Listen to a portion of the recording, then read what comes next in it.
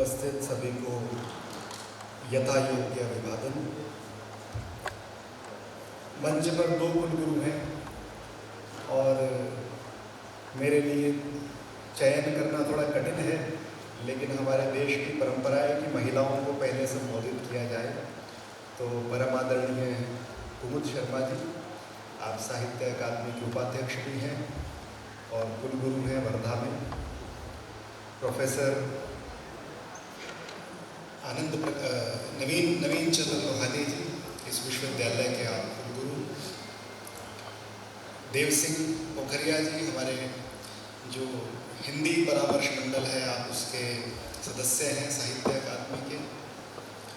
और आनंद प्रकाश त्रिपाठी जी, आप प्रख्यात लेखक हैं, विचारक हैं, विद्वान हैं।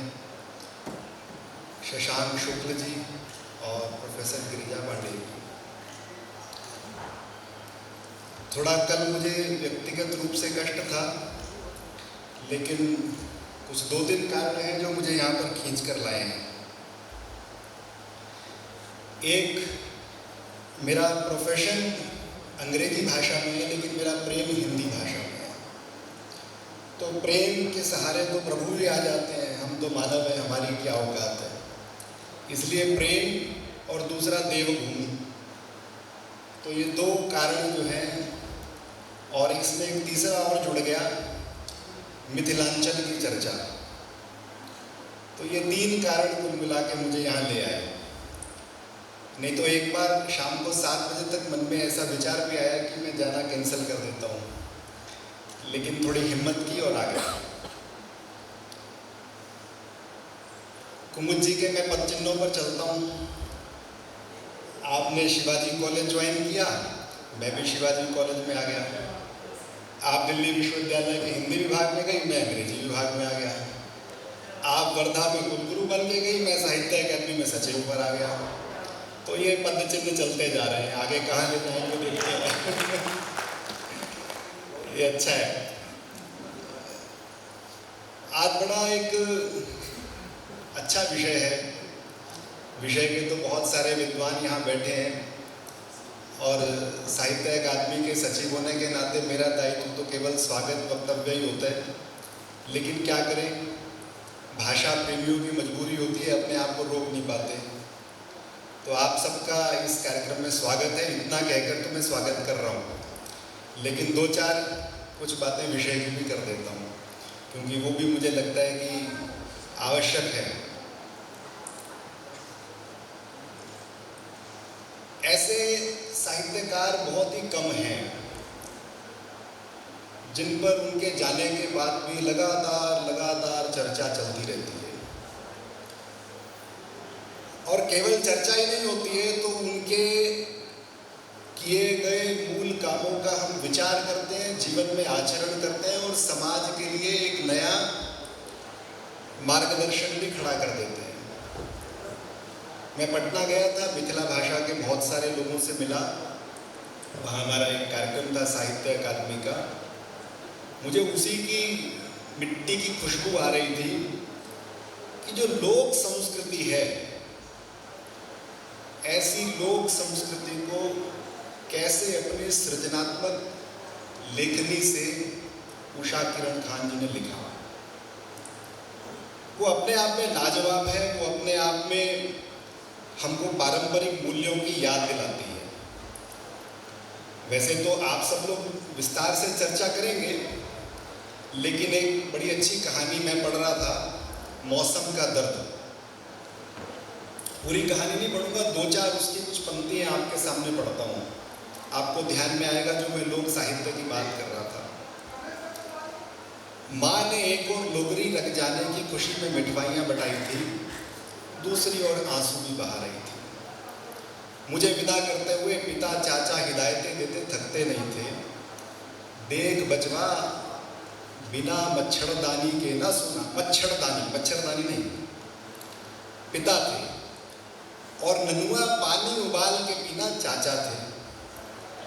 सुनने में आया है कि कोसी कछार की लड़कियां बड़ी शौक होती हैं, कहीं उधर उधर उलझ मत जाना।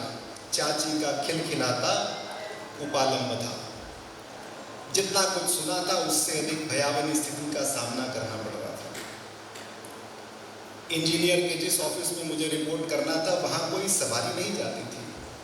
नाव में बैठकर थोड़ी दूर पैदल चलकर मैं वहाँ पहुँचा तो शाम हो चुकी थी।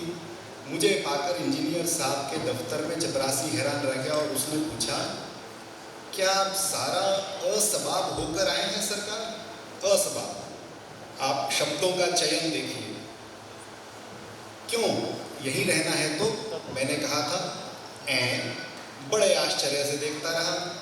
सामान रखो भाई, कहाँ रखा जाएगा? मेरे कहने पर उसके चेहरे पर कहीं रंग आए, कहीं चले गए।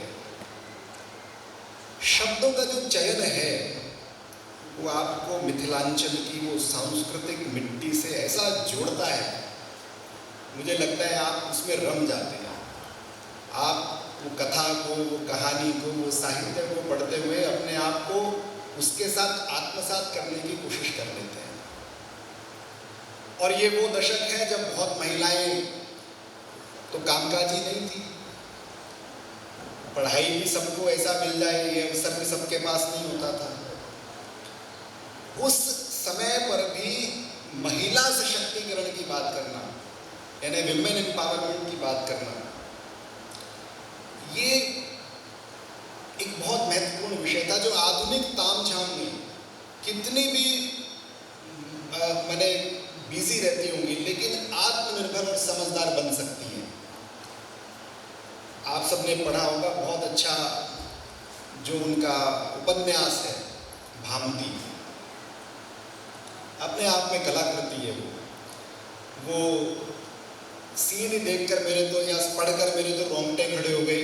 वैसे उसका एक फिलोसॉफिकल एंगल और एक ऐतिहासिक एंगल अलग है, लेकिन इतिहास को भी वर्तमान की दृष्टि में कैसे प्रस्तुत करना, यानी वो वाचस्पति मिश्र लिख रहे हैं, भाष्य लिखते लिखते लिखते इतने व्यस्त हो गए हैं और वहाँ पत्नी रोज जो जिसे कहते हैं वो दिया जला रही है, खाना परोस रही है। 18 वर्ष के बाद वो जब पूरा होता है तो पूछते हैं आप कौन, तुम कौन?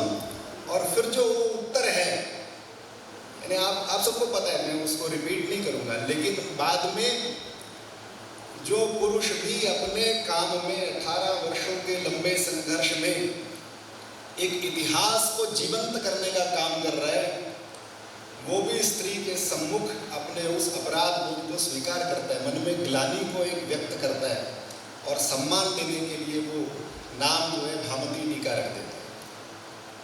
इतिहास को वर्तमान परिप्रेक्ष्य में कैसे प्रस्तुत करना, उषा किरण खान जी से कोई मुझे लगता है सीख सकता है, और वर्तमान में जो हमारे युवा साहित्यकार हैं उनके लिए तो ये एक बहुत अच्छा मॉडल है जिसको वो सीख कर काम कर सकते हैं। ऐसी बहुत सारी बातें हैं, यद्यपि मेरा विषय नहीं है लेकिन फिर भी मुझे लगा थोड़ा सा तो उसकी चर्चा करनी बनती है।